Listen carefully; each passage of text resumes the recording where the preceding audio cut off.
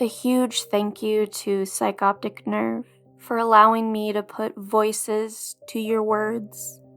I really like the idea of a choose-your-own-adventure story, and I'm just very, very glad that you allowed me the honor of reading this short but oh so sweet and spooky story of yours. Everyone listening, you have to check them out. Thank you to TeeStache and Lone Wolf for your help. They both did an amazing job. Go check out their channels, subscribe to them. They're both very, very good narrators. What a horrible night to have a choice, by Psyopticnerve. Papa still hadn't come back from the fields by sunset.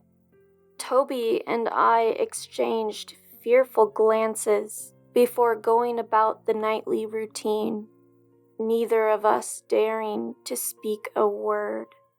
We knew something was wrong.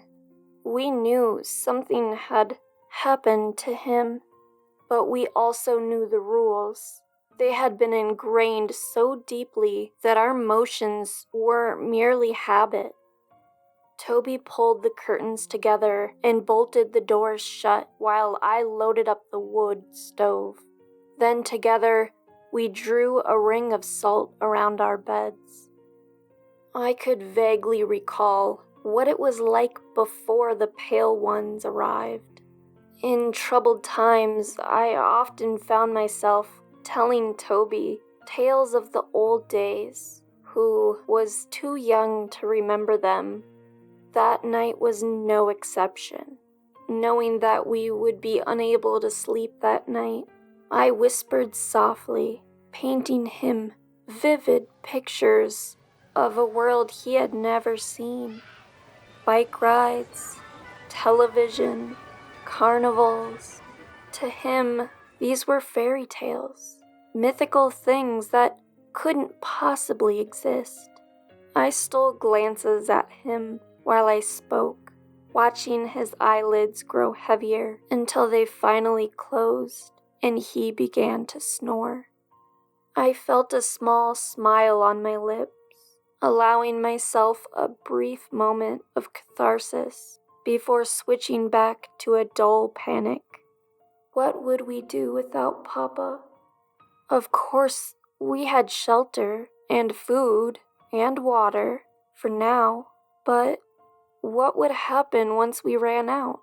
Would I be able to provide? Would I be able to keep us alive?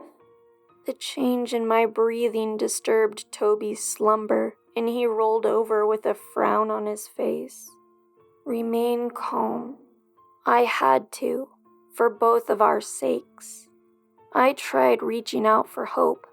Maybe Papa would be back in the morning. Maybe everything would be okay.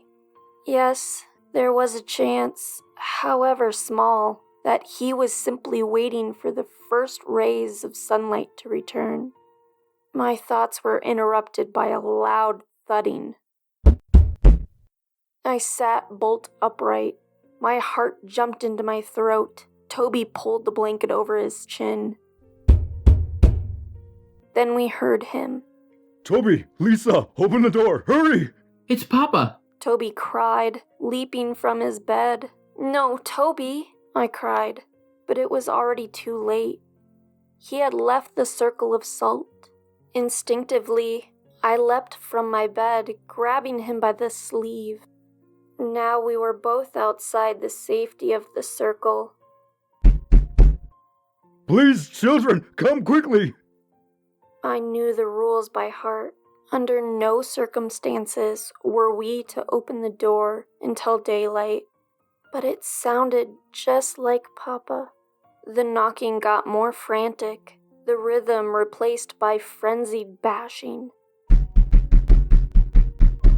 They're coming! Please, children, you have to help me!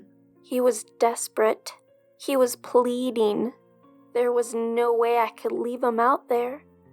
I placed my hand on the lock, my emotions getting the better of me. You'd open it too, wouldn't you?